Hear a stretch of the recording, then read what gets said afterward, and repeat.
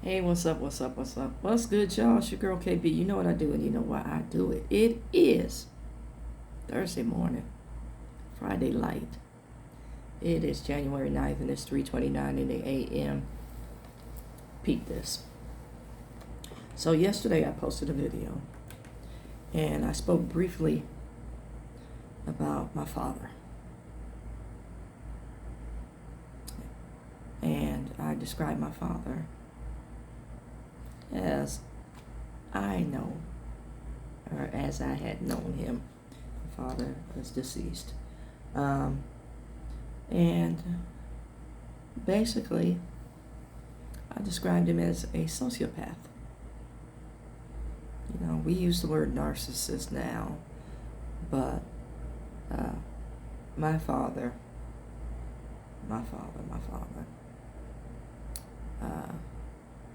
had some character traits that I know are in the DSM-5, and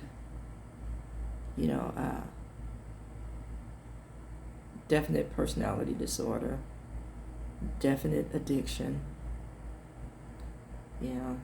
So there's some things that my father had going for him, and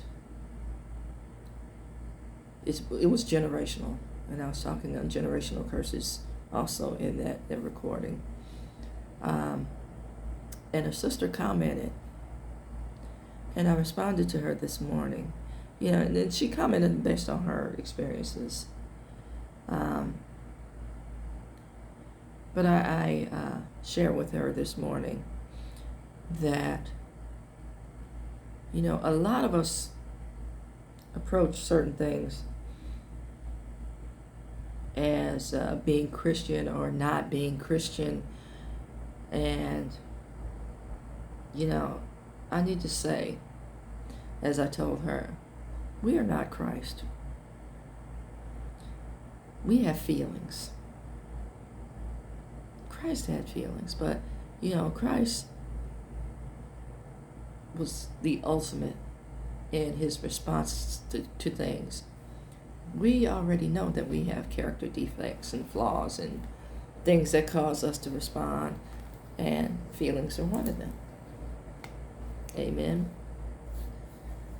And I'm not dismissing, our choice as to whether we're going to act on these feelings, right?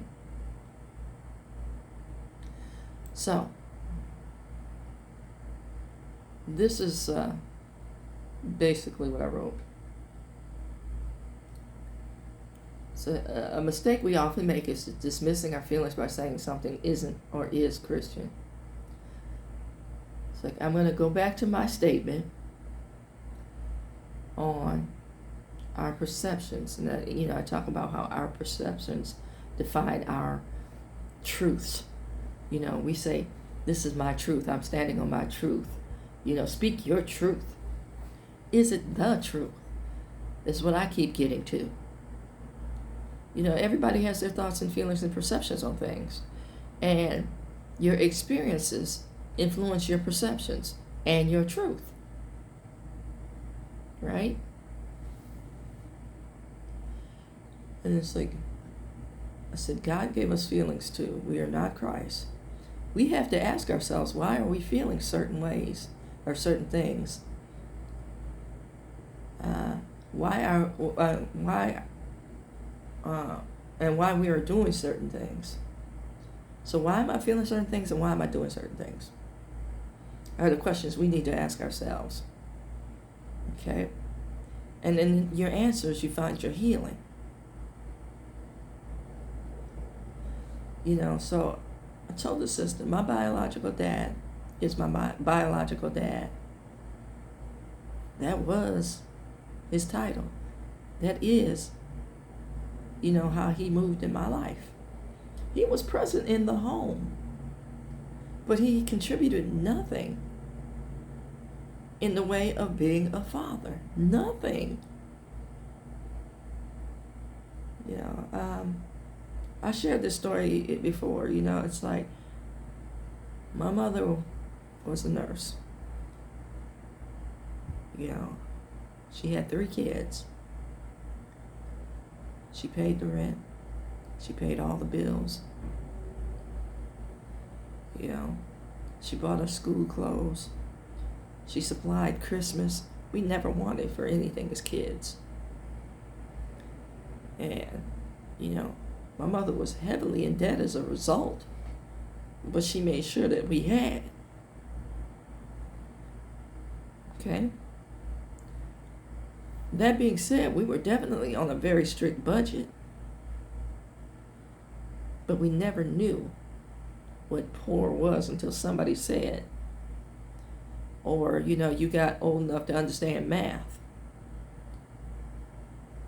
You know, there were days where we had rice for dinner. You know, rice was filling, you know. Mom taught us your pantry should always have like beans, rice, potatoes, stuff that's filling. So, you know, the poor folk budget oftentimes is not conducive to good health. But it was filling. And as a kid, all you needed to do was be full. Right? So, my father was abusive. You know, and thumping on my mother. Now, she was our sole source of income. There were times she couldn't go to work because she was battered and bruised. Okay? And in those times that we had rice for dinner, my father would be gone for days on end. He would come in the house, cook a steak, eat it in front of us, or ask us to go turn and flip it, or, you know, to watch it, while he slept off his drink in front of the television. He would eat the steak and offer us the gravy. That's who my father was. My father oftentimes stole the rent money. That's who my father was. My father oftentimes forged my mother's signature to purchase things. That's who my father was. Okay, so as far as worldly kind of perceptions of being a parent, nah, I'm good. As far as worldly perceptions on discipline, he was heavy on that, but it was for his comfort, not for our betterment. See, there's a difference.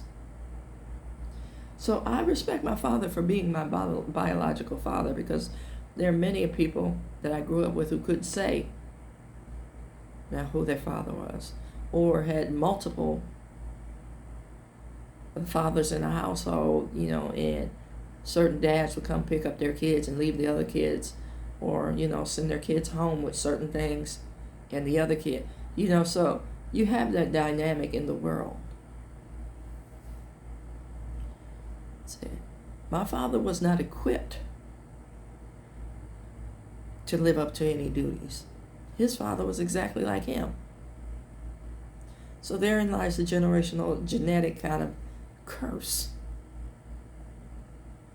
Now, did they have choice? Absolutely.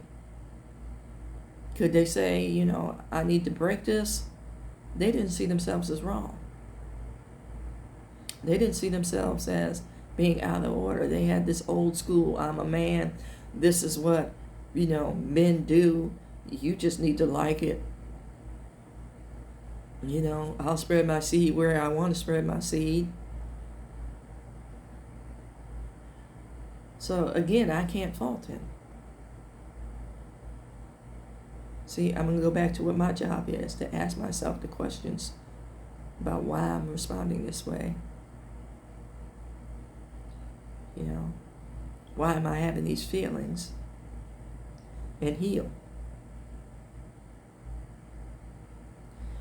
I can only look at how certain presence in people and in my family impact me, and discuss how they impact me. See, getting back to that statement, telling the truth is not judgment. So I do real talk for a faith walk. And I also discuss the process of healing, in hoping to assist others in their Lazarus come forth moments, and removing the shroud that prevents you from truly living life. Amen.